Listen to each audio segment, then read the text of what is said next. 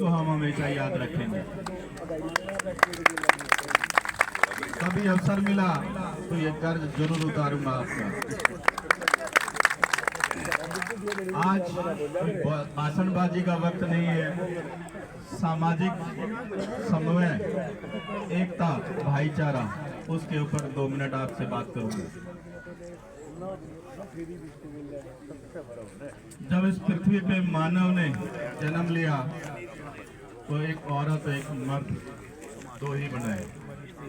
बाकी जो चीजें बनी, ये ब्राह्मण है, ये बैरागी है, ये जाट है, ये शूद्र है, ये वैष्णव है, वर्णों में बांटा, फिर जातियों में बांट दिया। ये सब हमारी खुद इंसानों की देन है। अन्यथा एक मानव यानी कि पुरुष और एक महिला। तो मेरा आप लोगों से निवेदन है कि कभी जातियों में नहीं बंटना। हम सब एक हैं। सबसे पहले सनातनी हैं, भारतवर्ष के नागरिक हैं और देश की रक्षा करने के लिए अपने प्राणों की आहुति देना हमारे खून में हमेशा से रचता और बसता आया है। देश, ये मातृभूमि हमारी माँ के समान है, तो इसकी रक्षा करने में हमने कभी भी पीछे नहीं हटना, कभी भी जातियों में नहीं बंटना, किसी वर्ण में नहीं बंटना।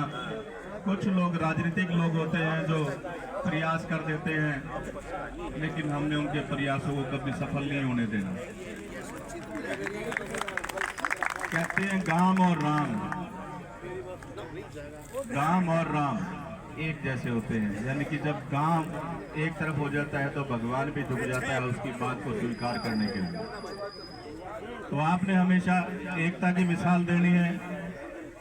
मुझे तो बचपन से यही सिखाया गया मेरे माँ बाप के द्वारा, मेरे दादा दादी के द्वारा, कि जो एकता में मजा है वो किसी भी और चीज में नहीं है।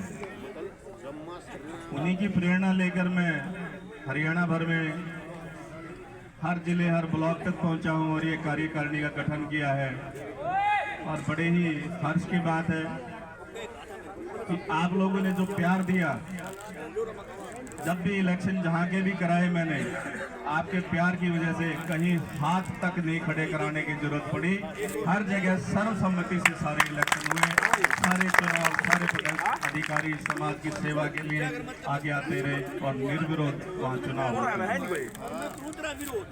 और पूरे हरियाणा के समाज का मैं हमेशा धन्यवादी रहूंगा कि मुझे भी बिना इलेक्शन के सर्वसम्मति से हरियाणा बैरागी समाज की सेवा करने का अवसर मेरे समाज ने मुझे दिया।